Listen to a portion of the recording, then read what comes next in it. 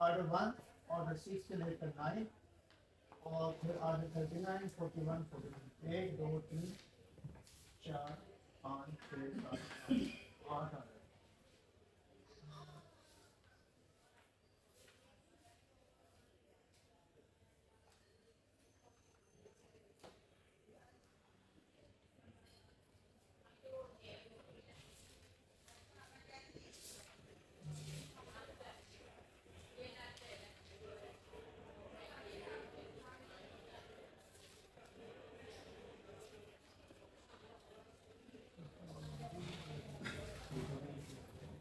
नहीं, शुरू करें। अच्छा, पहला जो ऑर्डर है उसके जो है वो 13 जो है वो रूल है।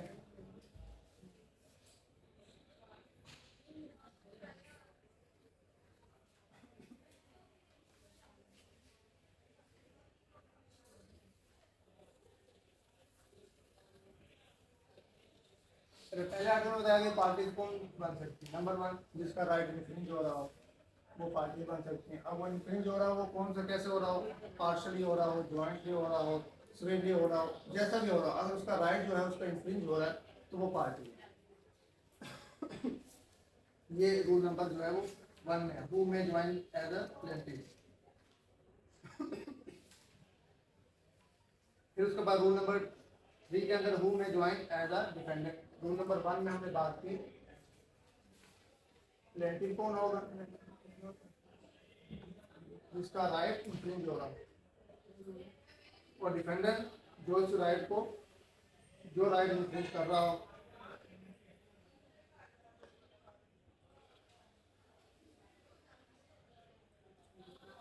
मैं इसकी ना लैंग्वेज पढ़ देता हूँ क्योंकि इनमें से एक सवाल आता है, उसकी लैंग्वेज पढ़ लीजिए। अगर आपने खोला हो, अगर किसी ने खोला तो वो पढ़ ली। किसने खोला ना रूल 1, सीधे आप पढ़े। Order 1, Rule 1. Who may be joined as plaintiffs? All persons may be joined in one suit as plaintiffs in whom any right to relief in respect of or transaction or series of और acts. Arising of, ये छोड़ देंगे, ये छोड़ेंगे। Arising of the same है, शायद missing होगा आपने। इसमें मिस है हाँ, arising of the same act और transaction or series of acts or transaction is alleged to exist either jointly, severally, or in the alternative. If such persons brought separate suits, any common question of law or fact would arise. हाँ सही। अब इसमें देखें उसने कहा कि किस किस तरह आपका राइट अराइज हो रहा हो और किस किस तरह वो राइट इन्फ्रिंज हो रहा होगा। अराइज कैसे हो रहा होगा, in respect arising out the same act, एक एक्ट से, या ट्रांजैक्शन, एक एक्ट की ट्रांजैक्शन है उनमें से कोई एक। मिसाल के तौर पर 8 वो एक जैसे पार्टी है उसके 10 डिफेंडेंट बने होते हैं, तो उसके अंदर एक कह रहा है इसने जो सा मेरा हक है उसने कहा ये तीसरी पार्टी के साथ सौदा कर लिया, पहले ए बी के साथ किया, फिर बी ने सी के साथ किया, वो भी पार्टी बन गया। अब उसका ए के साथ तो डायरेक्ट नहीं है तलब, लेकिन उसका इस सीरीज ऑफ ट्रांजैक्शन में उसका भी राइट जो है इन्फ्रिंज हो रहा है, तो वो भी इसमें इसी केस में सेम जो है काज ऑफ एक्शन में वो पार्टी बनेगा। तो उसमें यही बताया सेम एक्ट और ट्रांजैक्शन और सीरीज ऑफ एक्ट। अब ऐसे वो हर जगह इसको कर सकता है कि भाई all the person may be joined out plaintiff may write release respect of arising out dash transaction series of act। फिर उसके बाद एक उसने छोड़ दिया सेम एक्ट, तो हमने कहा सेम एक्ट नंबर 1 ट्रांजैक्शन और सीरीज ऑफ एक्ट, ये तीनों में से अगर उसका कोई राइट इन्फ्रिंज हो रहा हो तो वो क्या हो सकता है, प्लेंटिफ हो सकता है। हाँ, वो प्लेंटिफ हो सकता है। तो उसके बाद वेदर ज्वाइंटली सिंगल, वेदर स्वेरली बहुत ज़्यादा है, या इन अल्टरनेटिव वे वो नहीं है, कोई और उसका जो है एजेंसी में प्रिंसिपल और एजेंसी वाला कंसेप्ट है, कोई उसका अटॉर्नी जो है उसका हुआ तो वो भी आ सकता है। Such person brought separate suit, separate भी कर सकते हैं। And any question common of law, एक क्वेश्चन ऑफ लॉ या क्वेश्चन ऑफ फैक्ट पे जो है कोई बात हो रही है, तो अगर उन्होंने सेपरेट भी किया हुआ है तो देखेगा code of cause of action रहेगा तो उसको कंसोलिडेट भी कर सकती है या अलग अलग भी दायर कर सकते हैं। अभी तो दायरगी की बात हो रही है ना, वो कर सकता है, नहीं कर सकता, इधर भी करेगा उधर भी करेगा, बाद में देखा जाएगा ये तो सेम काज ऑफ एक्शन है, तो कोर्ट उसको कंसोलिडेट कर देगी अपना प्रीशियस टाइम अपना बचाने के लिए भी, और जो है for the sake of justice, justice भी क्लाइम करता है। ऐसे ही जो है रूल 2 में power of the court to order separate trial भी कर सकते हो, देखती है कि इंसाफ के तकाजे नहीं पूरा तो सेपरेट ट्रायल भी कर सकते हैं। फिर तीसरे में वो में भी ज्वाइन एज अ डिफेंडेंट। अब डिफेंडेंट कौन हो सकते हैं, यही सेम लिखा होगा लेकिन एक लफ्ज तब्दील नहीं होगा। जी पढ़ें इसको तीसरी फटाफट से, वो में ज्वाइन एज अ डिफेंडेंट। जी पढ़ें। All persons may be joined as defendants against whom any right to relief in respect of or arising out of the same act or transaction or series of acts or transactions is alleged to exist. Alleged किया, उसने arising किया था, ये alleged, इस पर alleged इल्जाम लगाया गया। हाँ, टू एग्जिस्ट Jointly वही बात होगी, ज्वाइंटली, फेयरली। फिर उसके बाद तीसरा or in the alternatively alternative where is a separate suit will be brought against it. तीन चीजें हैं, क्या हो गया, ज्वाइंटली, सेपरेटली और अल्टरनेटिव वे से कर रहा है, तो ये हो गया इसमें। फिर उसके बाद इसमें बताया गया कि जो है आगे कोर्ट में भी जजमेंट और against the one and more party, अगर जो है कोर्ट समझती है बहुत सी ज़्यादा पार्टी बन गई, एक आ नहीं रहा, तो वो समझती है कि अभी प्रेमा फिशाई इसका हक ये खा रहा है, ए बी के खिलाफ सेपरेट एक जो है ना वो शॉर्ट ऑर्डर कर देगी भाई इसके हद तक, इसकी हद तक, बाकी सी डी ई एफ उसके हद तक अभी ट्रायल चलेगा, तो इस तरह भी कर सकती है। इसके अलावा कोर्ट देखती है और when the plaintiff is doubt where the radius is sought one person is sue depend on the behalf of all the same. मैं इसका जो आंसर आपको करक्ट बताई जाता हूँ, इसमें बताया जा रहा है कि नंबर 1 पार्टीज कौन होगा, नंबर 2 डिफेंडेंट्स कौन होंगे, उसके बाद नंबर 3 उनका ट्रायल सेपरेट चलेगा या ज्वाइंट होगा, नंबर 4 कोई जो है बीच में आ गया बंदा जिसको पार्टी नहीं बनाना चाहिए था वो पार्टी बन गया तो उसको कोर्ट जो है वो निकाल भी सकती है, जिसको पार्टी बनना चाहिए था वो नहीं बना उसको ऐड भी कर सकती है। तो ये सारा पार्टी ऑफ द सूट। फिर उसके बाद कोर्ट में strike out and add the party, ये वाला हो गया। नॉन ज्वाइंटर के जिसको नहीं बनाना चाहिए, मिस ज्वाइंटर जो अभी बना नहीं था, जिसको बनाना चाहिए था वो बनाया नहीं, नॉन ज्वाइंटर जिसको जो इसका इस काज ऑफ एक्शन इससे अराइज ही नहीं हो रहा था इसको बना दिया। तो ये कोर्ट असल में बताना चाह रहा है कि पार्टीज कौन हो सकता है और सूट कैसे दायर होगा, कौन करेगा दायर। अब आए थे हम फ्रेम जो उनसे है इसका ऑर्डर नंबर 6 में। इसमें आपने बस पढ़ लेना, इसमें तो वो ऐसे खल जगह करके दे सकता है कि पार्टीज कौन हो सकती है, डिफेंडेंट कौन हो सकता है, मिस ज्वाइंटर कौन है, नॉन ज्वाइंटर, एक प्रपोजिशन बना कर बता सकता है कि आइदर ये क्या है इसके बारे में बताएं, इस तरह कर सकता है। अब आ जाए उसके बाद दूसरा हमारा ऑर्डर 6 ये प्लेडिंग। इसमें से 2 क्वेश्चन ये 3 क्वेश्चन आ ही जाएंगे एमसीक्यू। ये ऑर्डर 6 निकालें, उसके पहला रूल पढ़ें। pleading. Pleading shall mean plain to written statement. ठीक है, ये सवाल आ सकता है प्लेडिंग का मतलब क्या है जी। हाँ सही है, आगे। Pleading to state, rule 2, pleading to state material facts and not evidence. हाँ ये सवाल। Every pleading shall contain only a statement in a concise form of the material facts on which the party pleading relies for his claim or defense, as the case may be, but not the evidence by which they are to be proved, and shall, when necessary, be divided into paragraphs numbered consecutively. Dates, sums, and numbers shall be expressed in figures.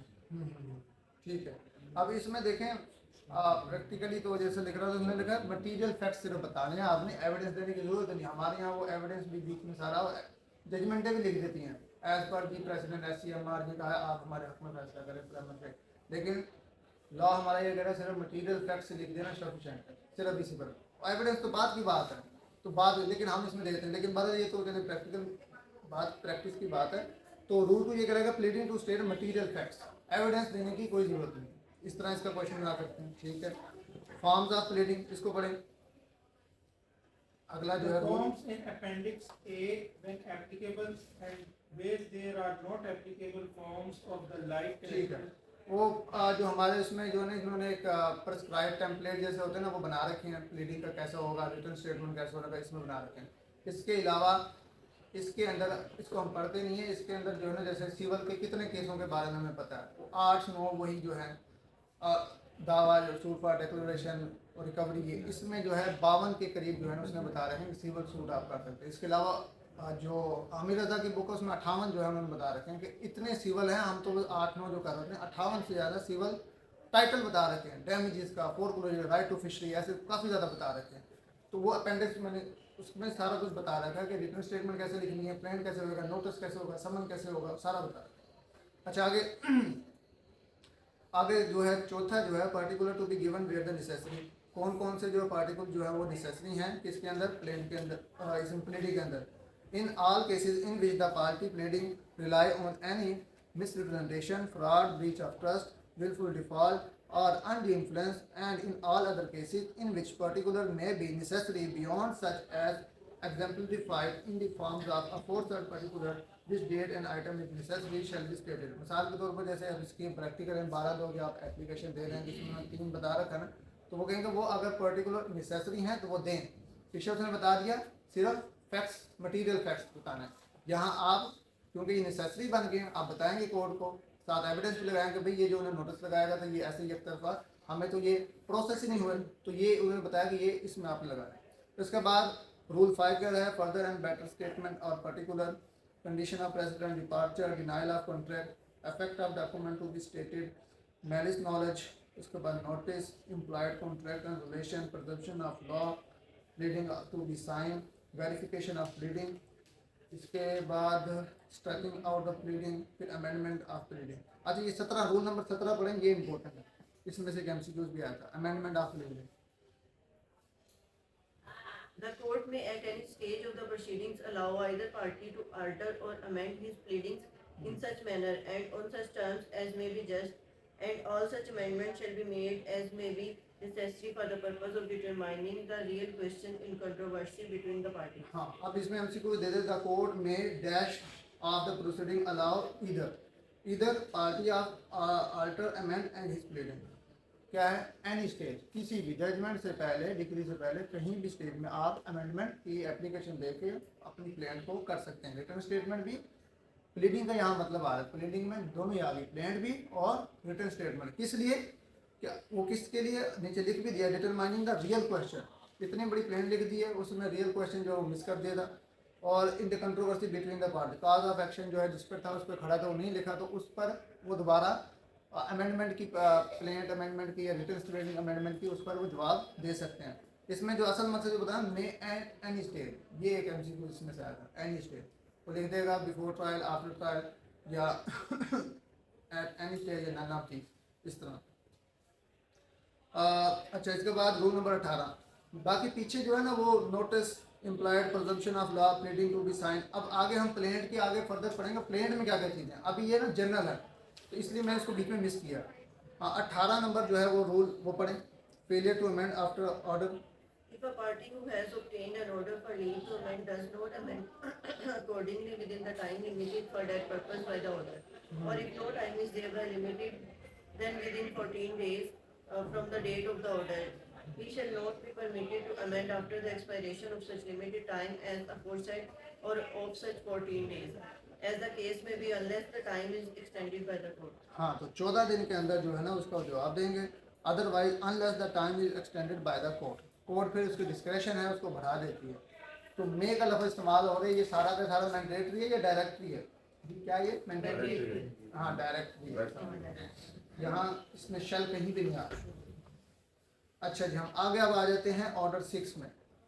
Order 6 का rule 1 है, इसी में से एक question आता है, बार बार इसी में से आता है, इसको एक बार मुकम्मल पढ़ते हैं, इसी में से एक आ जाएगा आपका क्वेश्चन। प्लेन 6 के 7, हाँ ऑर्डर 7 इसको हमने पढ़ लिया, ऑर्डर 7 इसको प्लेन इसको पढ़, इसका रूल 1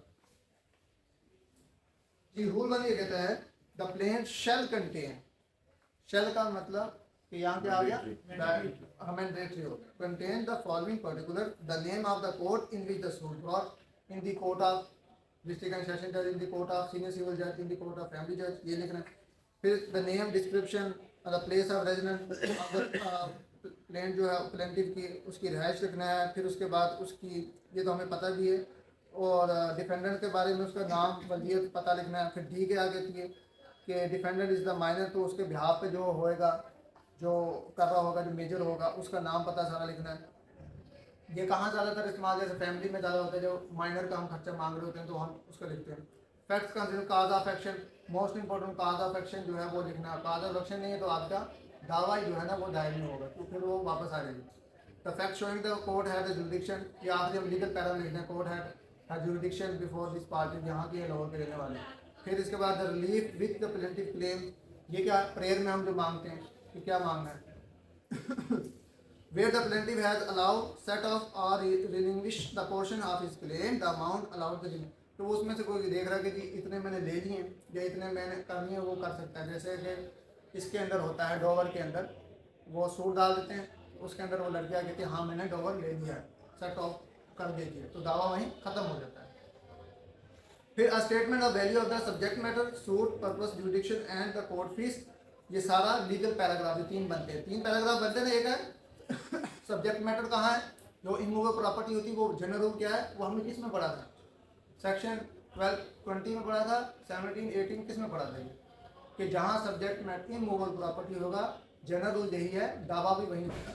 ये आई थिंक जो है वो सेक्शन 17 के अंदर 16 के अंदर लिखा, 16 के अंदर लिखा।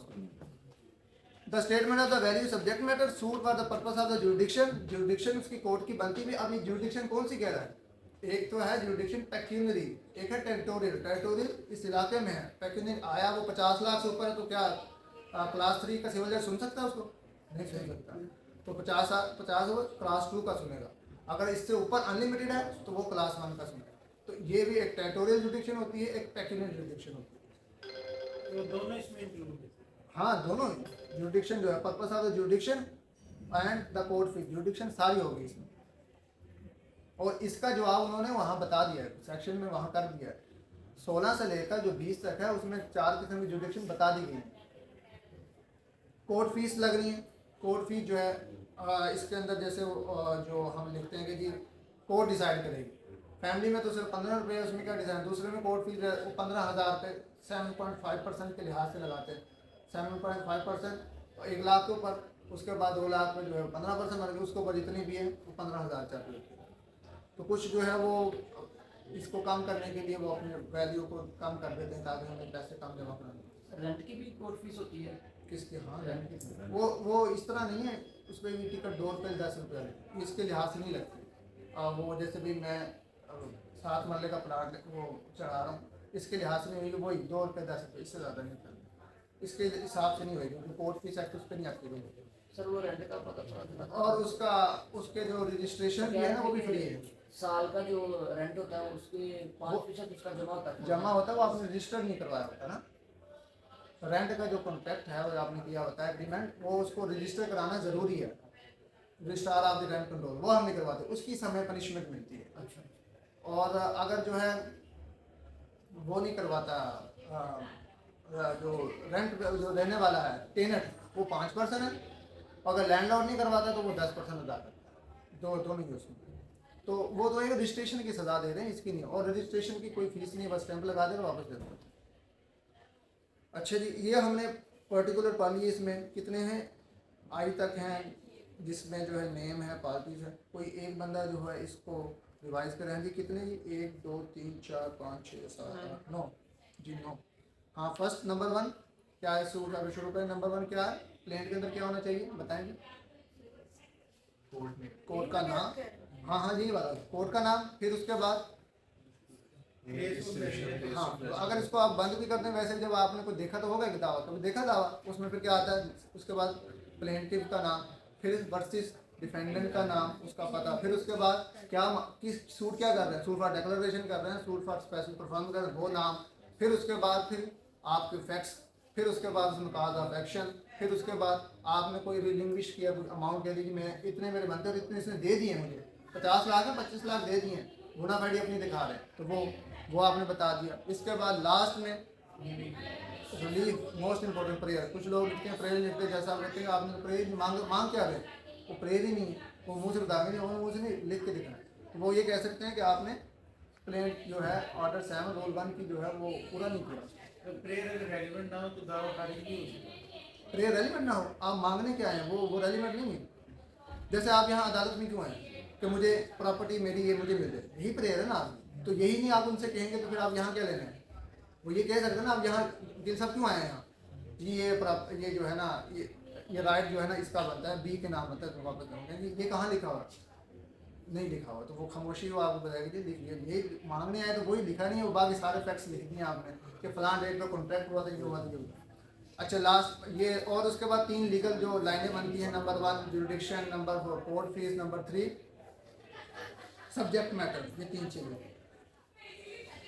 अच्छा, इसके बाद रूल 2 ये बताता है, मैं अभी वैसे बताया था, अगर वो मनी सूट है तो आप उसमें स्पेसिफिक पैसे लिखेंगे, उसमें कितने कितने लिए। रूल 3 में आ जाते हैं क्विकली, जल्दी जल्दी से, ऐसे अगर पढ़ेंगे तो फिर तो बहुत टाइम हो जाए। हाँ, इसमें where the subject matter of the suit immovable property, अगर सब्जेक्ट मैटर इमूवेबल प्रॉपर्टी है तो ये कहाँ दायर होगा, कौन बताएगा जी खोकर साहब। अगर इमूवेबल प्रॉपर्टी है तो उसका लाहौर में है, तो क्या हम उसको 10 का सियालकोट में कर सकते हैं उसका दावा दायर, लाहौर में करेंगे। हाँ, लाहौर में करेंगे। इमूवेबल प्रॉपर्टी का ये जनरल रूल है, वहीं होता है, मूवेबल का नहीं। अच्छा, इसके बाद वो कह रहा है जी अगर इमूवेबल प्रॉपर्टी तो उसमें आप खाता नंबर, खतूनी नंबर, खसरा नंबर, उसकी सारा जो है वो भी डिटेल लिखेंगे। ये इसमें ये कौन सा बता रहा है, रूल 3 बता रहा है। रूल 4 बता रहा है when the plaintiff choose as a representative, अगर एज ए रिप्रेजेंटेटिव आ रहा है तो वो रिप्रेजेंटेटिव का अटॉर्नी लगा होगा, वो लगा होएगा तो फिर वो आएगा, वरना जो है वो उसकी रिप्रेजेंटेशन ही जो है वो क्वेश्चन हो जाएगी, वो लगना ज़रूरी है। कि बैंकिंग क्लास के अंदर जो है, इसके अंदर वो मैनेजर जो है वो थ्रू मैनेजर करता है, लेकिन मैनेजर का वकालतनामा अलहदा और वकील का अलहदा जो है वो लगना चाहिए उसमें, बैंकिंग लॉज के अंदर वहाँ इस तो उड़ भी जाती है। अच्छा जी, इसके बाद defended interest and liability to be shown, defence का उसके अंदर इंटरेस्ट क्या है, ऐसे तो नहीं आ गई बाहर से फिर रहा था ये मुझे प्रॉपर्टी अच्छी लगी, ये मेरे नाम कर दें, तो अपना इंटरेस्ट दिखाएगा मैंने इसमें कंसिडरेशन दी हुई है, या मैंने इसमें एज अ टेनेंसी एक्ट के तहत जो है मैंने एक मुआहदा कर रखा है, या मैंने इसको मॉर्गेज की हुई है, कुछ ना कुछ अपना इंटरेस्ट बीच में दिखाएगा। इंटरेस्ट ही नहीं है तो फिर काज एक्शन अराइज नहीं होगा। अच्छा जी, अब ये ऐसे कोई कर रहे ये मैं ये प्रॉपर्टी जो है वो मेरी है क्योंकि ये मेरे घर के सामने है, अब ये तो नहीं है इंटरेस्ट मेरा, यहाँ हवा आती है उसको। अच्छा, इसके बाद ground and exemption and limitation law, ground जो है वो आपने देख लिया, किस ग्राउंड पे आप आ रहे हैं। ग्राउंड क्या भी हो सकती है कि मैंने इसको कहा था कि 1 महीने के अंदर पैसे देगा, इसने पैसे नहीं दिए, फिर उसके बाद मैंने उससे रब्ता किया, फिर नहीं दिए, अब मेरी ये ग्राउंड बन गई कहा अफेक्शन कि ये अब इनकारी हो गए, फ्लैटली रिफ्यूज कर रहा। फिर लिमिटेशन 3 साल के अंदर, जैसे जनरल होगा 3 साल के अंदर आना है। इनहेरिट, इसके अलावा जो जरी ज़मीन हो 12 साल की उसकी लिमिटेशन, 12 साल के अंदर आपने दावा दायर करना। कंज्यूमर कोर्ट के अंदर नोटिस देने के बाद 1 महीने के अंदर अंदर जो है ना आपने दावा दायर करना है, हर एक की लिमिटेशन। अगर लिमिटेशन ख़त्म हो गया फिर आपको जस्टिफाई करना पड़ेगा अब आप क्यों आए, फिर कंडोनेशन लगेगा। अच्छा, आगे रिलीफ ऑफ स्पेसिफिकली स्टेटेड, जो ये भाई बता रहे, क्या नाम है आपका, आपका नाम क्या है, मोहम्मद अली। अली, देखिए देखिए लग रहे हैं मोहम्मद अली। हाँ, आप कह रहे थे ना प्रेयर के बारे में, देखो आगे relief to be specifically stated, अब वहाँ प्रेयर के बता दें, मगर आप जो रिलीफ मांगने हैं वो स्पेसिफिकली दे, आपने मेंशन करना है कि मैं मांगने क्या है, यहाँ आपने स्पेसिफिक लिख दें। फिर इसके बाद रिलीफ के टाइप्स हैं, कौन सा रिलीफ मांग, कंपनसेशन मांगने हैं, डैमेजेस मांगने हैं, सारा। इसके अलावा एक हम एक और लाइन जब बीच में लिख रहे हैं, any other relief which may be deem fit so based on equity and justice, वो इसलिए होता है कि अगर मैं कोई मैं नहीं भी मांगी तो अदालत जो है वो एक्विटी और जस्टिस की बुनियाद पर उसको भी दे दे। और ये तो आपने लिखा नहीं, और ये देखिए मैंने लिख दिया इसमें कि अगर कोई और बनती है, इतना बड़ा लॉ है, तो वो भी आप मुझे जो है वो रिलीफ दे दें। वो इसलिए लिखना ज़रूरी होता है, वो इसलिए लिखते हैं, अदाफ़ी इसलिए नहीं लिखते कि वो खूबसूरत लाइन है कोई अदाफ़ी लिखने की। इसके बाद आ जाते हैं ऑर्डर जो रूल 8 है, relief founded on a separate ground. 6 में रूल 6 रूल 2, अच्छा ये मैंने पीछे भी लिखा, अब मैंने इसका ना हवाला पीछे दिया हुआ कि ऑर्डर 6 और रूल 2 के अंदर भी यही बात लिखी हुई है कि भाई आपने स्पेसिफिकली उसके बारे में रिलीफ के बारे में बताना है। फिर procedure of admitting plaint and concise statement,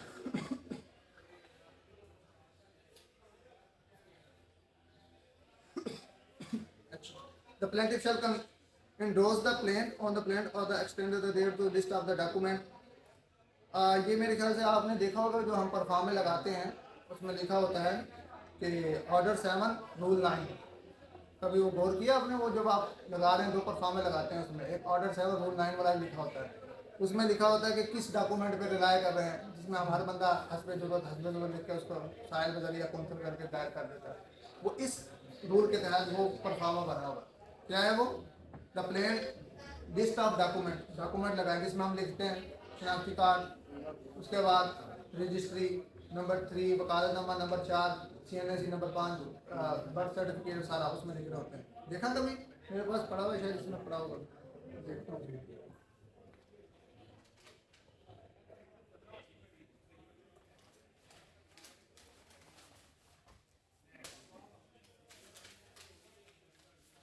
ये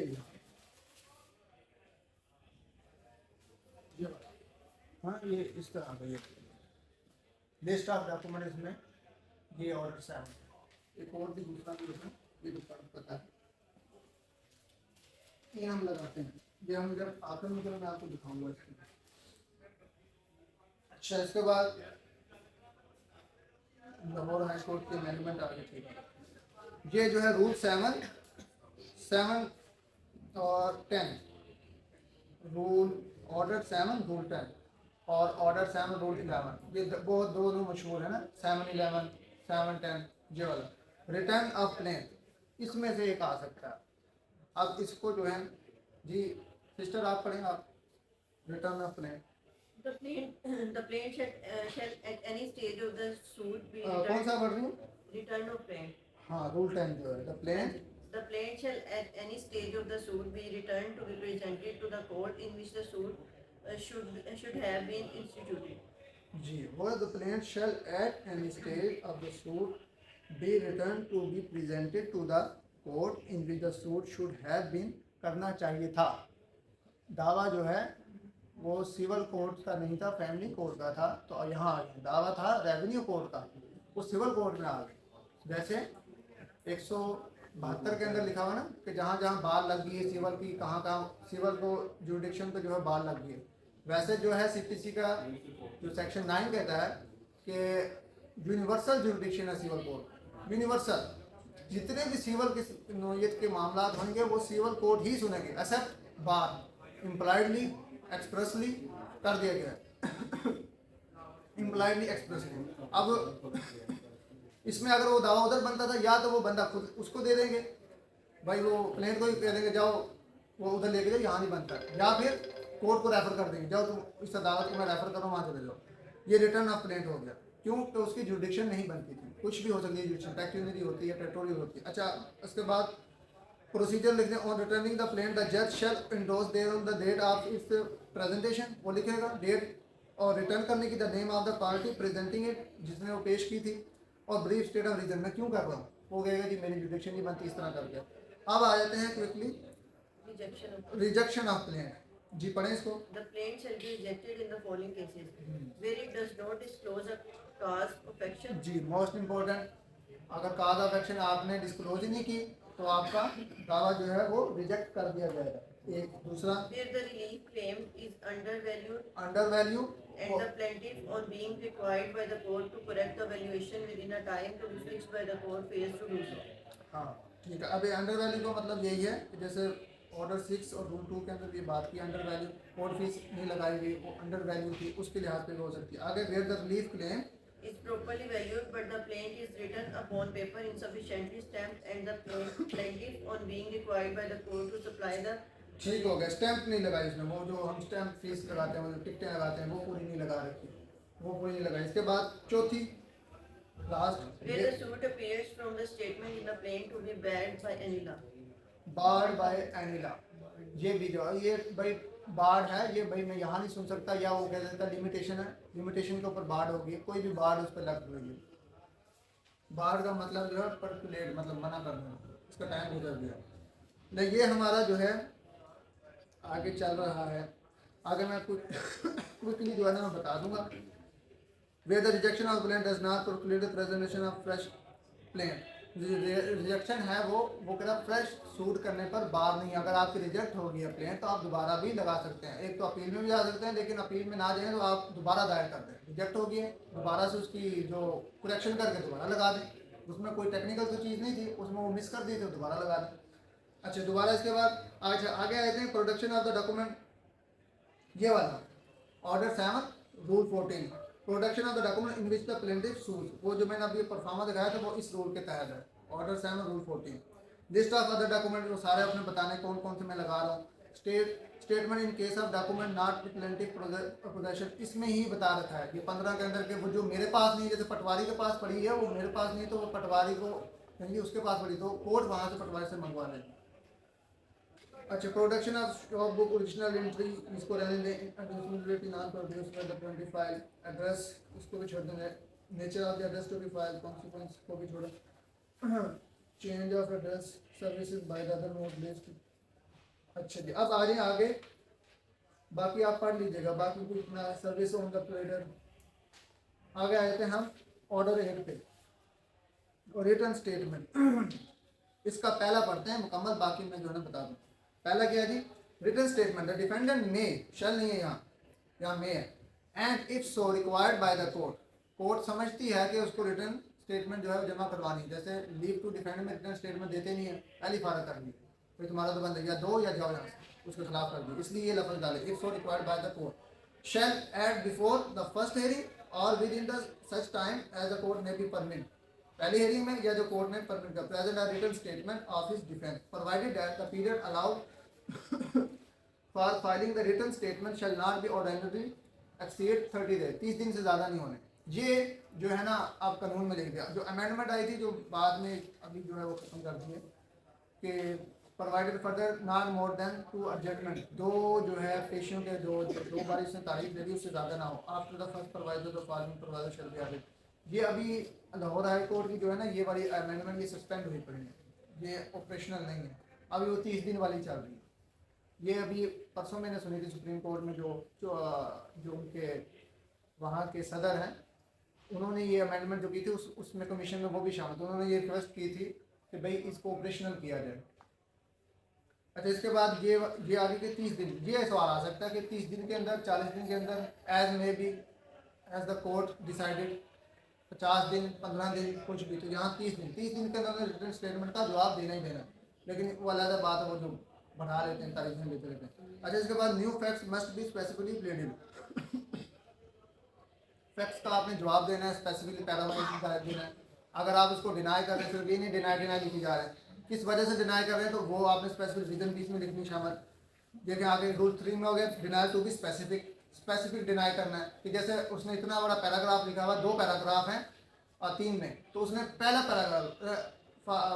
पैराग्राफ में डिनाई कर रहा हूँ, दूसरा पार्शली एडमिटेड पार्शली डिनाइड, इस तरह कर देते हैं। तो वो कह रहा है स्पेसिफाई करना, ये नहीं कि मुकम्मल, बाद में कहेगी मैंने तो आधा किया था, मैंने तो उस बात कर दिया। फिर उसके बाद अग्रेसिव डिनाइल, हीले बहाने करके डिनाइल नहीं करना, आधा मुबाहम जो है 4 पढ़ रहा हूँ, रूल 4 पढ़ रहा हूँ। अग्रेसिव मतलब होता है हीले बहाने करते हुए, मतलब मुबाहम एम्बिग्यूटीज डिनाइल कर रहा है, थोड़ा सा माना थोड़ा सा नहीं माना, इस तरह का स्पेसिफिक क्लियर करके डिनाइल करना है। स्पेसिफिक डिनाइल नीचे आ गया, वही बात आ गई, तो मैं कह रहा हूँ 5 में स्पेसिफिक डिनाइल करना है। Particular set of to be given in the, जो ले लिया गया है, सेट ऑफ कर दिया गया है जो पैसे, वो उसके बारे में बता देने। डिफेंस और setup founded on the separate ground, new ground of a defence, जो आपने ग्राउंड लेनी है वो लिख देनी है। सब्सिक्वेंट प्लीडिंग, इसके बाद भी जो है अगर आप प्लीडिंग मतलब कह रहा है कि बाद में अगर कोई चीज़ रह गई है तो परमिशन लेकर कोर्ट से इजाज़त लेकर आप कर सकते हैं। Procedure when the party fail to present the written statement call for by the court, ये अलग करते हैं। एक्स पार्टी जो प्रोसीडिंग के बारे में, एक्स पार्टी, अच्छा एनी ग्राउंड, अब ये इसको पढ़ते हैं। Where any party from whom a written statement is so required fail to present the same within the time fixed by the court may pronounce judgment against him or make such order in a relation to the suit as he think fit। तो कितने दिन में उसने written statement जमा करानी थी? ये 30 दिन। अगर नहीं करता तो इसके तहत क्या होगा, एक्स पार्टी प्रोसीडिंग शुरू हो जाएंगे उसकी, कि भाई क्यों ना तुम्हारे खिलाफ करें प्रोसीडिंग, आप उसको रिटन स्टेटमेंट जवाब नहीं दे रहे, तो कोर्ट क्या कर सकती है, उसके अगेंस्ट ऑर्डर कर सकती है। फिर एड्रेस फॉर सर्विसेज, ये तलबाना जो है जमा करवाना। Every party whether original added substituted who appear in any suit other proceeding shall before the fixed time summon notice and other process served on him, और प्रोसेस फी जो process service तलबाने को English में ये कहते हैं, on him file in the proceeding स्टेटिंग his address for service. किसी को बुलाने के लिए हम तलबाना जो है जमा करवाते हैं, उसमें 2 रुपये की टिकट लगाते हैं, अगर वो नहीं है तो उसकी बुनियाद पर दावा खारिज भी हो जाता है। आप देखते हैं ड्यू टू दी नॉन लिखा होता है, प्रोसेस फी जमा नहीं करवाई, वो लिखा होता है। अच्छा, इसके बाद ये 11 और 10 ये मोस्ट इंपॉर्टेंट है, इसको पढ़ लेना है। Consequence of failure to file the address, कि अगर आप तलबाना जमा नहीं कराते उसके कॉन्सिक्वेंस बीच में लिख दिए। लिस्ट ऑफ लीगल रिप्रेजेंटेटिव, कि अपने जानशीन जो आगे अगर वो फोटो होगी तो इसके बाद कौन होगा, इसके बाद कौन होगा, वो लिस्ट जो साथ लगाने हैं। ये इसको परफार्मा बना होता है लिस्ट गवाहान के लगाए वो लिस्ट लगाए वो जहाँ उनके रिप्रेजेंटेटिव गवाहान के रिप्रेजेंटेटिव। अच्छा ये हमारा ख़त्म हो गया। अब ये जो है ऑर्डर 8 रूल 13 12 11 10 ये वाले जो है ना ज़्यादा जो है वो इम्पोर्टेंट है, इनको आपने पढ़ना है। 10 जो है एक्स पार्टी के बारे में बताता है, 11 तलबाना के बारे में बताता है, 12 बताते हैं अगर तलबाना नहीं दिया तो आपका वो जो है दावा खारिज हो जाएगा।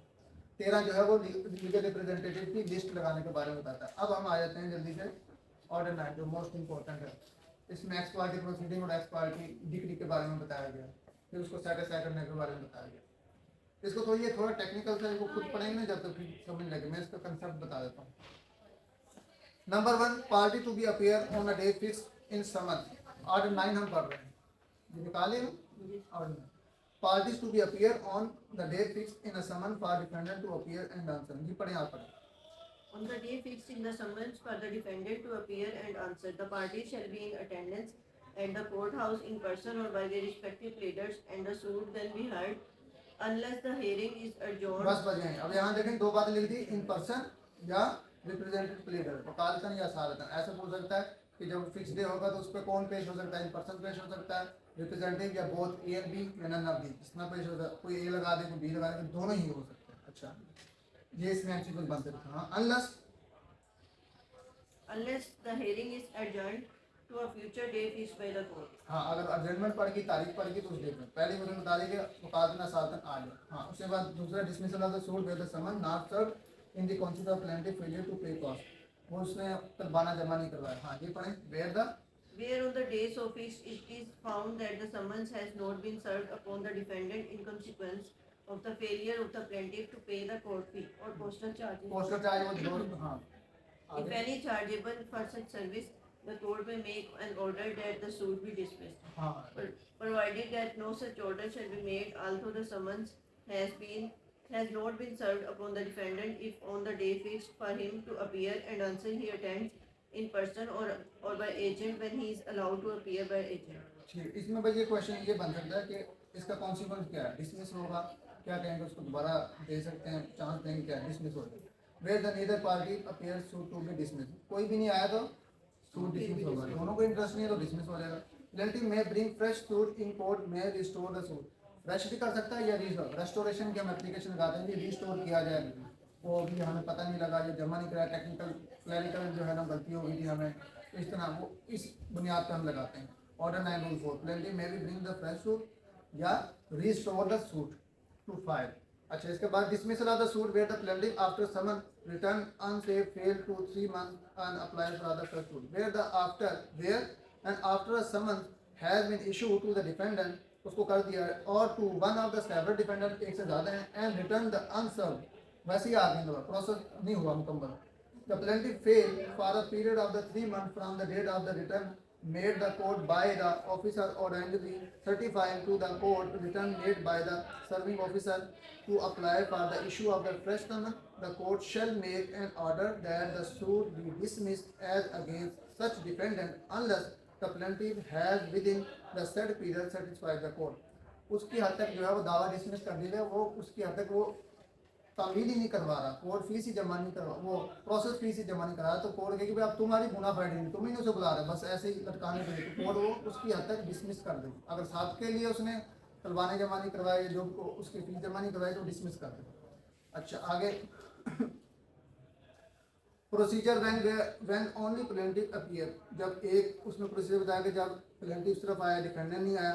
फिर इसके बाद procedure where the defendant appear on the day of adjournment hearing and assign good cause for previous non appearance. Ex parte जब अगर वो प्रोसीडिंग शुरू होगी थी, अगर वो आ गया उसमें अभी डिप्टी नहीं हुई, तो उसमें वो बताया कि अपना गुड कॉज रीजन बताएगा कि अगर वो सेटिस्फाई कर देता कोर्ट को, तो कोर्ट फिर फर्दर जो है वो प्रोसीड करेगी। Procedure where the defendant only appear, कि अब यहाँ जो है वो डिफेंडेंट आ रहा है, प्लेंटिफ नहीं आ रहा, फिर उसका क्या कॉन्सिक्वेंस है। Decree against the plaintiff by default bar fresh to, ये इसको पढ़ते हैं, ये इम्पोर्टेंट है। Where a suit is wholly या partly dismissed under Rule 8, the plaintiff shall be precluded, बाज रखा जाएगा, from bringing a fresh suit in respect of the same cause of action, but he may apply for an order to set the dismissal, set aside the dismissal, and if they satisfy the court that there was a sufficient cause for his non-appearance, वो जो उसके खिलाफ order हुआ है उसके खिलाफ वो जो है ना वो दोबारा लगा सकता है कि आपने जो मेरे खिलाफ ऑर्डर किए हैं वो जो है कानून के मुताबिक नहीं है, वो उस पर खिलाफ दोबारा वो जो है ना एप्लीकेशन रेस्टोरेशन के लगा कर सेटिसाइड करवा कर सेटिसाइड किया जाए और मुझे सुना जाए, दोबारा ट्रायल को ओपन किया जाए। Procedure in case with non attendance of the one and more several plaintiff, एक नहीं आता तो उसे एक से ज़्यादा नहीं आता फिर उनकी हद तक दावा डिसमिस कर दिया जाएगा, जो आ रहा है उसकी हद तक रखा जाएगा। रेस्टोरेशन के ऑर्डर हायर कोर्ट से भी लाए जा सकते हैं इसके तहत। इसका रेस्टोरेशन का रेस्टोरेशन के भी आपने बताया ना कि वो सेटिसाइड करके जो ऑर्डर आया उसको अगर रिस्टोर किया जाए कि मैं नहीं आया, तो अगर वो नहीं कर रहा तो हाई कोर्ट से भी उसके ऑर्डर अपर कोर्ट से भी आ सकते पहले तो आप उसी अदालत में करेंगे ना, हाँ जी, अगर पहले तो नहीं कर तो दिया, फिर उसके हाँ। बाद ऊपर आप जा सकते हैं, उस ऑर्डर के खिलाफ जाएंगे, उस ऑर्डर के खिलाफ। हैं नेक्स्ट ऑर्डर के खिलाफ। अच्छा आप सेटिसाइड एक्स पार्टी डिग्री, ये वाला जो है ऑर्डर 9 रूल 13, ये जो ऑर्डर ये सारे के सारे जो है ना वो ऑर्डर हो रहे हैं, डिग्री नहीं हो रही। ठीक है। तो डिग्री जो है वो आखिर में होती है, ये इसमें जो आगे हम पढ़ेंगे ना ये वाला अभी बता देंगे अपील फ्रॉम ऑर्डर, तो इनके खिलाफ जो यहाँ बता रखा है कि कौन कौन से ऑर्डर के खिलाफ आप अपील कर सकते हैं, तो ये उसके अंदर ऑर्डर 43 के अंदर बताया गया है कि जो ऑर्डर 9 रूल 13 के बिहाफ पे अगर कोई ऑर्डर होगा वो अपीलेबल ऑर्डर है। कौन से ऑर्डर अपीलेबल हैं कौन से नहीं, जैसे आपने कहा ना कि ये जो सेटिसाइड किया इसके खिलाफ मैं अपील में जा सकता हूँ, इन्होंने नहीं कहा, ये उन्होंने आपका सेटिसाइड कर दिया, उसकी आपने अगर कहा कि इसको सस्पेंड करें, नहीं सुना, तो क्या वो अपीलेबल है, तो इसमें आपने देखना, अगर इसमें नहीं है ऑर्डर 43 और सेक्शन 104 ये दो हैं, इनमें लिखा हुआ ठीक है, अदरवाइज आपका ऑर्डर अपीलेबल नहीं होगा। तो ये अपीलेबल ऑर्डर है, ये पूछ सकता है कि क्या एक्स पार्टी जो हुआ है ऑर्डर 9 रूल 13 के तहत क्या ये ऑर्डर अपीलेबल है, तो ये अपीलेबल ऑर्डर है। इन the case in which the degree by, इसको यहाँ इतने रखते हैं, और एप्लीकेशन जो है मैंने लिख दी इसमें भाई इतने लिखें, ये अपीलेबल ऑर्डर अगर सेटिसाइड हो जाता है एक्स पार्टी तो ये एक अपीलेबल ऑर्डर है। इसके बाद ऑर्डर 9 रूल 14, ये इंपॉर्टेंट है कि without hearing of another party आप जो हैं जो आप एप्लीकेशन आएगी उसको डिसाइड नहीं करेंगे, नोटिस करेंगे, आए नहीं आए चांस देंगे, फिर उसके बाद आप उसको सेटिस्फाई करेंगे order. No decree shall be satisfied on any such application as aforesaid, के ऊपर बता दें, unless notice thereof has been serve to the opposite party, जब तक अपोजिट पार्टी को नोटिस नहीं होगा वो डिग्री सेटिस्फाइड नहीं होगी। जो एक्स पार्टी ली है उसने तो वो डिग्री सेटिस्फाइड नहीं जब तक कि दूसरों को नोटिस नहीं। जैसे गवर्नमेंट के खिलाफ अगर आप करते हैं तो उसमें ज़रूरी है कि आप नोटिस करवाएं, पहले ही उसमें आपको स्टे नहीं मिलता, 39 घंटे अगर आपने लगाई तो वो कहते हैं कि नोटिस करें, अगर नहीं आते उसके बाद सुनते हैं। उसमें है तो है कि अगर कोर्ट सेटिस्फाई हो तो वो आप स्टे दे सकते हैं, लेकिन कोर्ट नहीं देती, कोर्ट में नोटिस करें कितना मिलता है। अच्छा ये वाला हमने पढ़ लिया, इसके अंदर जो मोस्ट इम्पोर्टेंट था वो ऑर्डर 9 रूल 13, इसको आपने देखना, और रूल 14 कि without notice of another party आप डिग्री को सेटिस्फाई नहीं करें। शैल का लफ्ज़ इस्तेमाल हुआ यहाँ, मे शैल करके पूछ सकता है, ये पूछ सकता है कि आए या अपीलेबल है या अपीलेबल ऑर्डर है।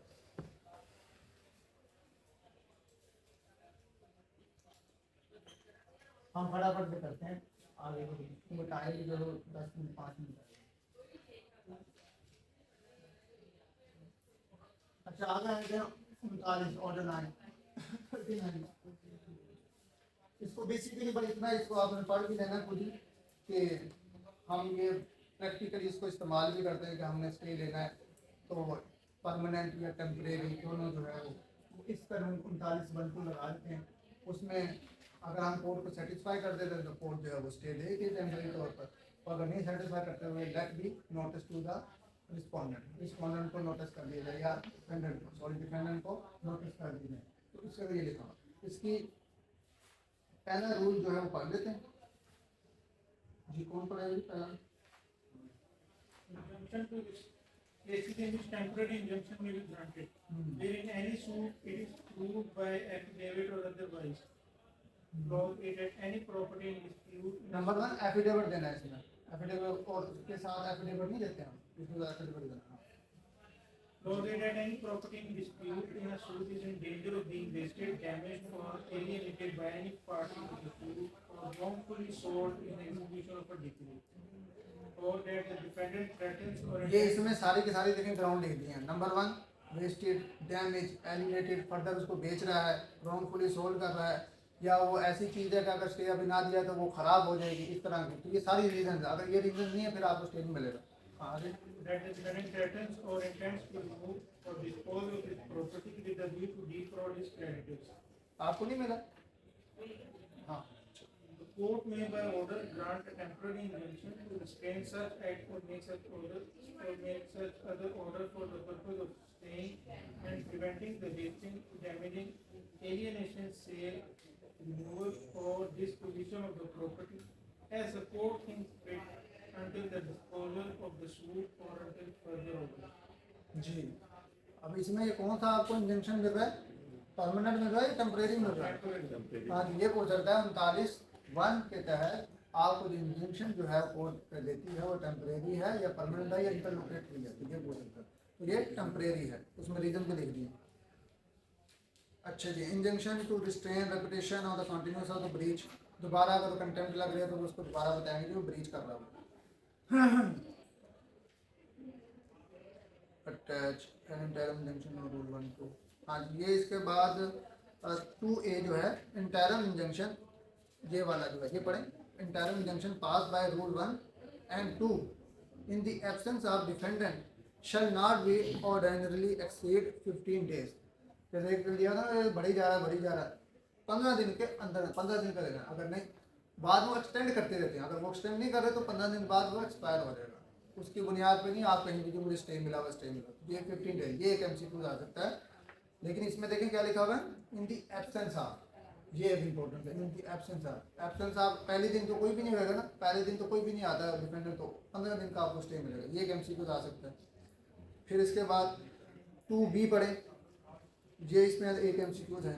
The order of injunction made under rule 1 or 2 after hearing of the parties or after notice to the defendant shall cease to have effect on the expiration of 6 months unless extended by the court after hearing the parties again and for reasons to be recorded for such extension. ठीक है, clear हो गया ना। इसमें 6 माह का, जब दोनों को सुन लिया, दोनों को सुनने के बाद वो इम्प्लाइडली 6 माह तक आप ही फर्दर होता रहेगा, अगर ना अनलेस कि उसे एक्सटेंड नहीं किया जा रहा। अगर एक्सटेंड नहीं किया जा रहा तो फिर उसके बाद जो है वो रिजेक्ट हो गया, फिर उनका स्टे जो है नहीं आया, फिर उसके बाद सिर्फ सुनना। अच्छा, इसके बाद before granting injunction court to direct the notice to opposite party.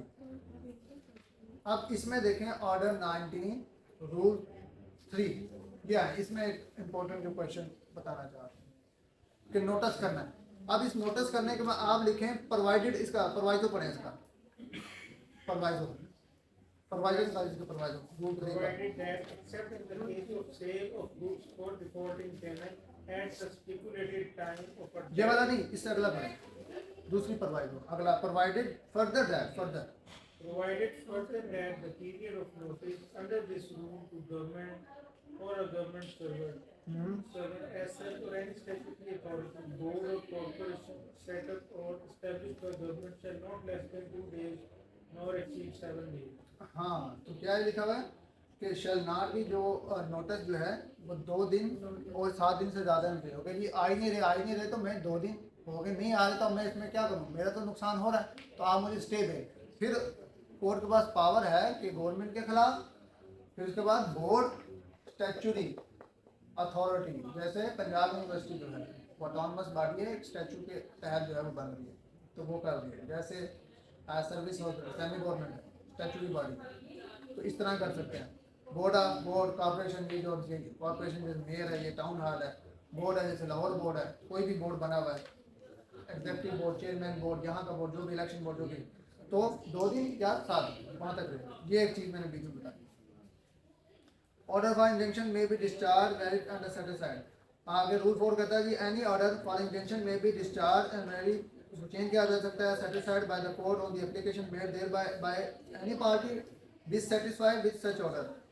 लिखा भी होता है कि ये चेंज भी किया जा सकता है, नेगेटिव भी किया जा सकता है। ये लिखा हुआ है injunction to be cease in force and certain period 6 month वाला, इसमें दोबारा आ गया 6 मंथ तक जो है वो चल सकता है। फिर उसके बाद injunction to corporation binding on his officer, अगर कॉर्पोरेशन के खिलाफ लिया तो उसका जो ऑफिसर है वो ड्यूटी बाउंड है, तो वो उसको बाइंडिंग, उस पर बाइंडिंग है। अच्छा इसके बाद ये इसके पहले दो जो ऑप्शन है ये थोड़े से ज़्यादा इंपॉर्टेंट थे, मैं पढ़ ली, बाकी आप पढ़ लीजिएगा। इसके बाद आप आगे आ जाए फटाफट से ताकि बह ना जाए हमारा। आगे आ जाएंगे 41 पे, आ जाए 41 पे।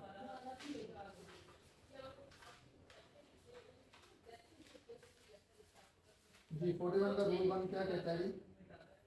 इसमें 15 रूल है टोटल। अच्छा जी पढ़ा जी। पहला form of mobile but a company memorandum, ये इसको रहने दीजिए। अच्छा पहला जो हम देखें अपील का जो होता है ना, उसको नीचे वाले को हम कह रहे होते हैं कि ये पटिशन है।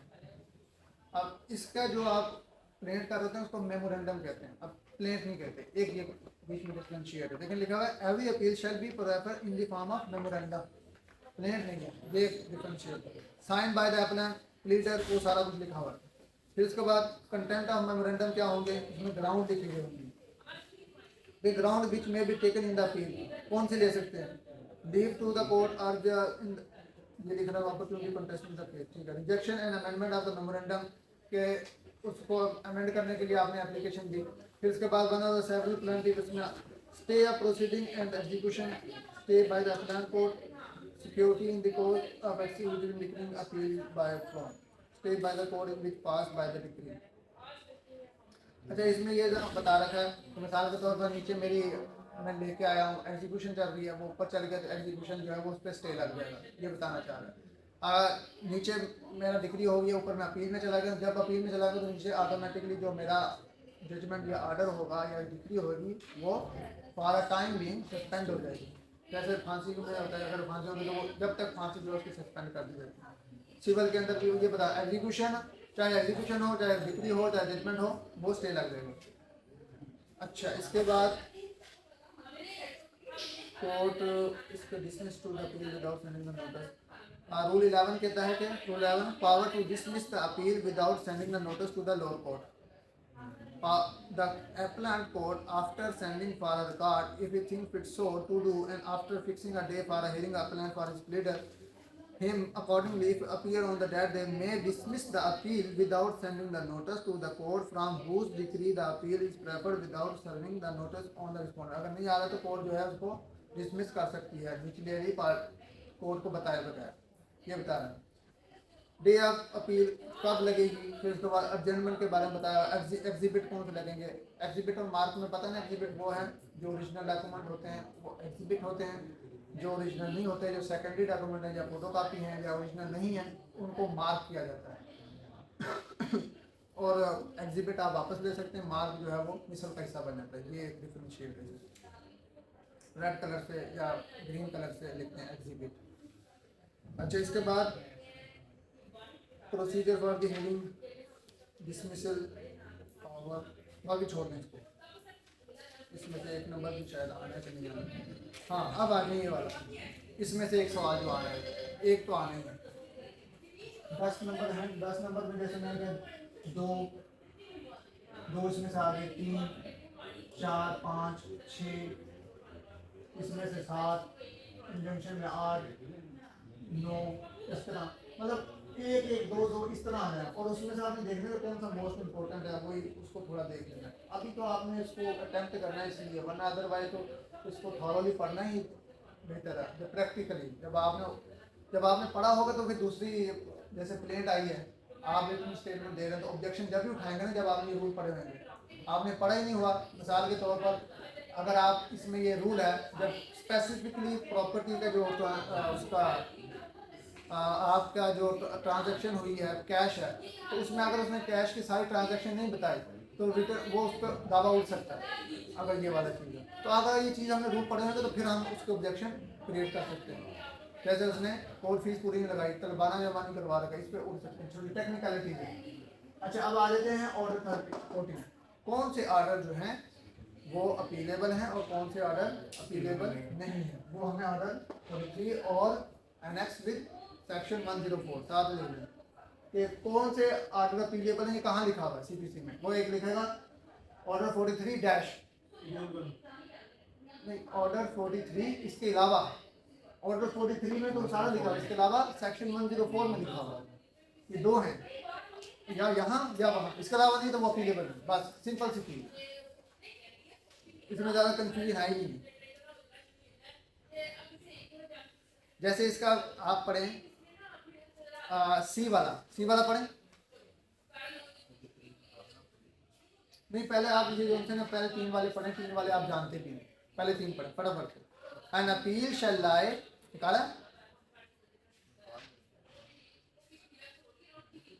An appeal shall lie from the following orders under the provisions of section 104, namely an order under Rule 10 of Order 7 returning a ये plain कौन सा वाला है? रिटर्न ऑफ प्लेंट वाला था। हाँ, आगे B, an order under Rule 10 of Order 8 pronouncing judgment against the party. हाँ, और ऑर्डर भी, और उसकी जो सी ना जजमेंट से पहले जो सी ना वो अगर कर रहा है तो वो भी ऑर्डर ही कहलाया जाएगा। ऑर्डर 10 आप ऑर्डर 8 नहीं, ये तो 8 वाला है, 7 नहीं, ठीक है ठीक है। आगे अगले वाला An order under rule, 9 of हाँ Order 9 rejecting ऑर्डर 9 रूल 9 ये अभी हमने पढ़ा ना, dismissal of the suit x party, वो अगर नॉन अपीयरेंस हो रही है तो उसको कर दें। ये एक ऑर्डर है, ये डिग्री नहीं है। an order under the Rule order degree में क्या फर्क है, फटाफट बताएं। ऑर्डर जो से होते हैं वो which is not a degree. हाँ बस ये नॉट, और डिग्री है final Final decision. Determination of the right, जो राइट को फाइनली डिटरमिन कर रहे हैं। ऑर्डर में फाइनल नहीं होती, टेम्परेरी कर रहे हैं। अच्छा आगे डिसमिसल वाला आ गया, और अगला डी भी आपसे रेलिवेंट है। An order under Rule 13 of Order 9 rejecting an application. Rejecting appeal in the case of appeal for the order satisfied party. ये एक्स पार्टी डिग्री को अगर आपने रिजेक्ट करवाना है, ऑपरेशन इसका सस्पेंड करवाना है, तो ऑर्डर 9 रूल 13 के तहत हम जाते हैं, ये वाला होगा। बाकी इसमें देखें और भी सारे लिखे हुए हैं कि कितने बनते हैं, डब्ल्यू तक जा रहे हैं सारे, जो डब्ल्यू तक। और ये देखें इसका आर वाला, देखें आर वाला ये भी हमने पढ़ा है। आर वाला क्या है, an order under rule 1 rule 2 rule 4 rule 10 of order 39 39(1)(2) का जो ऑर्डर होगा वो भी अपील है बराबर में। अपील कहाँ करेंगे उसकी, हाई कोर्ट या हाई कोर्ट, उससे अगली जो होती है अगली कोर्ट में डिस्ट्रिक्ट कोर्ट में जो होती है। तो ये हमारा जो टाइम के ऊपर होगी, क्योंकि काफ़ी ज़्यादा था, इसको इख्तिसार के साथ ये मैंने क्विकली ख़त्म किया। मकसद ये कि आप जब तक नहीं पढ़ेंगे तो ये नहीं आएगा। ये तो मैंने पढ़ लिया बीच में, अभी आप इसको और थारोली पढ़ें। इसको पढ़ने की ज़रूरत नहीं, लेकिन जो प्लेंट वाला है और प्लीडिंग वाला है उसको पढ़ें। वो उसमें से कोई 1-2 क्वेश्चन आ गया, आपने मकसद अटैम्प्ट करने हैं 10 नंबर, 2 उधर से आ गए, 2 अगर इधर से आ भी गया कोई एक नहीं आ रहा तो, लेकिन यहाँ से तो 5 नंबर पूरे करें ना, 5-6 नंबर यहाँ से तो पूरे करें ना। अब ये तो बहुत बड़ा जी, मैं पढ़ूँगी ना, छोड़ो इसको, आप सिर्फ वो स्टैचुरी जो उसका पढ़ी जा रहे हैं, 1-2 पूरी तो आप इसमें से लगाएंगे ना। जब आप पढ़ेंगे तो इंशाल्लाह इसमें से क्लैरिटी आएगी। अगर नहीं तो फिर भी ग्रुप है, ग्रुप के अंदर आप पूछें, वहाँ जो है सीनियर भी हैं, चेयरमैन साहब हैं, बाकी और भी हैं, वो आपको जवाब देंगे। तो अगर कोई इसमें क्वेश्चन हम पूछें, बाकी फिर इख्तिताम करते हैं, फिर इसके बाद अगली क्लास के लिए होगा। तो ऑर्डर 39 रूल 1 and 2 के तहत हम हाई कोर्ट में नहीं जा सकते, इसका डिस्ट्रिक्ट कोर्ट तक ही है, ये भी पूछ सकते हैं। जिस कोर्ट में लगी उससे हायर में जाना है, जिस कोर्ट में लगे। अब वो जो कोर्ट ऑर्डर देगी उससे अगले पे जाना है, सिंपल सा ही फार्मूला है। जिस कोर्ट में लगा, जैसे कोर्ट ऑफ फर्स्ट इंस्टांस यहाँ लगी पड़ी है, यहाँ आप सुन रहे हैं, जैसे इतनी मालियत का है, वो डायरेक्ट जो है वो सेशन जो है वो सीनियर सिविल जज सुन रहा है उसको, तो सीनियर सिविल जज सुन रहा है, तो फिर उसकी अपील कहाँ जाएगी, कहाँ जाएगी बताएं? District court. नहीं, सीनियर सिविल जज ही सुन रहा है, वो तो डिस्ट्रिक्ट कोर्ट ही है, तो फिर ऊपर जाएंगे, हाई कोर्ट में जाएंगे। सिंपल सा रूल है, जो सुन रहा है कोर्ट ऑफ फर्स्ट इंस्टांस कोई भी हो सकती है, वो कोई भी कोर्ट ऑफ फर्स्ट इंस्टांस में सिविल जज क्लास 1, 2, 3 सीनियर सिविल जज ऊपर भी कोई भी हो सकता है। अगर वो सुन रहा है उसे हायर कोर्ट में जाए, सिंपल सी बात। भाई इसमें ये था कि कौन से ऑर्डर अपीलेबल कौन से नहीं। 104 को पढ़ेंगे ना, उसमें थोड़ा सा आ जाएगा कौन से ऑर्डर अपीलेबल है कौन से। इसमें होता है कि भाई ऑर्डर अपील है कि नहीं, तो इसको डायरेक्ट आप खोलें, नहीं है तो इसकी अपील नहीं लगेगी, डायरेक्ट देंगे एप्लीकेशन से डिसमिस कर दें। और किसी का सवाल? जो एपलेट कोर्ट्स होती हैं, देखिए हायर कोर्ट है, फिर उसके बाद डिस्ट्रिक्ट कोर्ट है, देन सिविल कोर्ट है, ये आपकी है। नहीं, नीचे से ऊपर जाए, आप ऊपर नहीं। हमें ऊपर से नीचे आप चलें, सीढ़ी ऊपर नीचे से चढ़ेंगे, ऊपर से चढ़ेंगे। डिस्ट्रिक्ट है, देन हायर, देन सुप्रीम। हाँ। एपलेट कोर्ट्स जो हैं वो किस में आती हैं? वो may be they are civil और डिस्ट्रिक्ट। जो चीज़ फर्स्ट इंस्टांस में जा रहा है ना, उसके खिलाफ किसी भी कोर्ट में जा रहे हैं, वो एपलेट कोर्ट है। वो आपकी अपील सुन लीजिए, मेरी दाद से सुनें। मैं ये पूछना चाह रहा हूँ कि एपलेट कोर्ट को अगर हम कैटेगराइज करना चाहें, हाँ। तो वो किस में कैटेगराइज हाँ, करें? वैसे मिसाल के तौर पर बैंकिंग की जो है टर्जुमे Yes. वहाँ सुना है, तो उसके लिए जैसा एपलेट कोर्ट इसकी- हाई कोर्ट है वो। उसके लिए एपलेट कोड हाई कोर्ट है। जैसे मैंने यहाँ दावा लगा रखा है सूज फॉर स्पेसिफिक परफॉर्मेंस, यहाँ लगाया तो मेरे लिए एपलेट कोर्ट जो है डिस्ट्रिक्ट कोर्ट है, और वहाँ लगा रखा तो फिर मेरे लिए हाई कोर्ट है। जो भी आपकी अपील सुनेगी दाद रेसी करेगी वो एपलेट कोर्ट बैठ कोर्ट हो जाएगी और हायर स्पेसिफिक कोर्ट नेम तो किसी के भी नहीं है, वो जुडिक्शन के लिहाज से वो चेंज होती रहेगी। आगे जैसे आप देखें यहाँ लाहौर में तो देखें फैमिली जज अलहदा है, वो अलहदा है। जो आप छोटे शहरों में चले जाएँ, गुजरांवाला में चले जाएँ, सियालकोट में चले जाएँ, जैसे दस्का है, वहाँ एक ही बंदा सारे सुन रहा होता है, बस नाम तो दिल और ये फैमिली जज है, वही बंदा अभी बेले सुन रहा है, वही बंदा अभी फैमिली का सुन रहा है, वही बंदा रेंट के सुन रहा है बंदा एक है, सिर्फ उसका करी जा रहा है। वो उसमें नहीं, बस ये हमने कैटेगराइज करा था, अदरवाइज ऊपर की स्टॉप इसका अगला जो हमारा